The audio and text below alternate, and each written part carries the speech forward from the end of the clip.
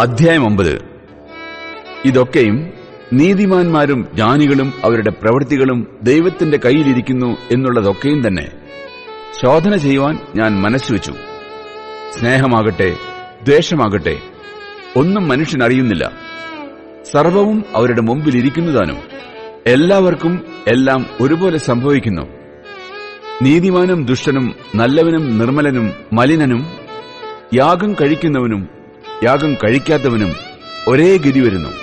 പാപിയും നല്ലവനും ആണ പേടിക്കുന്നവനും ആണ ഇടുന്നവനും ഒരുപോലെയാകുന്നു.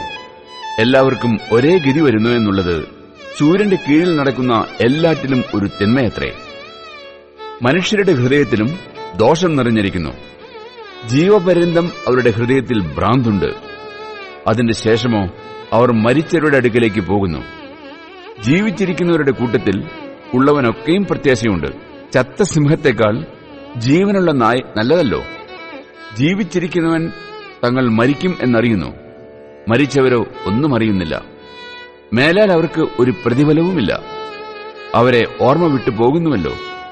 അവരുടെ സ്നേഹവും ദ്വേഷവും അസൂയയും നശിച്ചുപോയി.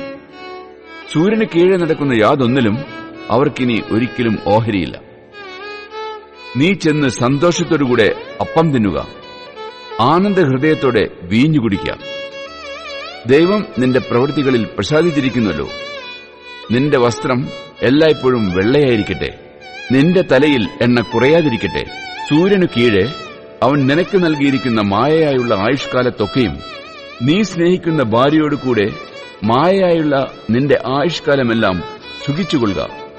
അതല്ലോ ഈ ആയുസ്സിലും സൂര്യന്റെ കീഴിൽ നീ ചെയ്യുന്ന പ്രയത്നത്തിലും നിനക്കുള്ള ഓഹരി.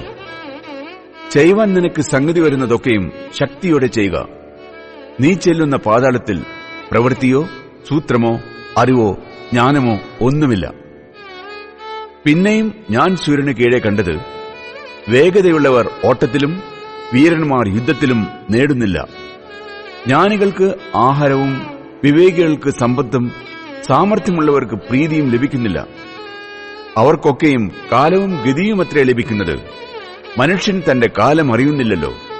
വല്ലാത്ത വലയിൽ പിടിപെടുന്ന മത്സ്യങ്ങളെപ്പോലെയും കെണിയിൽ അകപ്പെടുന്ന പക്ഷികളെപ്പോലെയും മനുഷ്യർ പെട്ടെന്ന് വന്നുകൂടുന്ന ദുഷ്കാലത്ത് കെണിയിൽ കുടുങ്ങിപ്പോകുന്നു. ഞാൻ സൂര്യനു കീഴെ ഇങ്ങനെയും ജ്ഞാനം കണ്ടു. അത് എനിക്ക് വലുതായി തോന്നി. ചെറിയൊരു പട്ടണമുണ്ടായിരുന്നു. അതിൽ മനുഷ്യർ ചുരുക്കമായിരുന്നു. വലിയൊരു രാജാവ് അതിന്റെ നേരെ വന്ന് അതിനെ നിരോധിച്ചു. അതിനെതിരെ വലിയ കൊത്തളങ്ങൾ പണിതു. എന്നാൽ അവിടെ സാധുവായൊരു ജ്ഞാനി പാർത്തിരുന്നു. അവൻ തന്റെ ജ്ഞാനത്താൽ പട്ടണത്തെ രക്ഷിച്ചു. എങ്കിലും ആ സാധു മനുഷ്യനെ ആരും ഓർത്തില്ല. ജ്ഞാനം ബലത്തേക്കാൾ നല്ലതു തന്നെ. എങ്കിലും സാധുവിന്റെ ജ്ഞാനം തുച്ഛീകരിക്കപ്പെടുന്നു. അവന്റെ വാക്ക് ആരും കൂട്ടാക്കുന്നതുമില്ല എന്ന് ഞാൻ പറഞ്ഞു.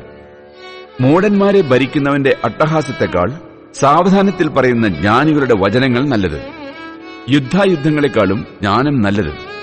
എന്നാൽ ഒരൊറ്റ പാപി വളരെ നന്മ നശിപ്പിച്ചു കളയുന്നു.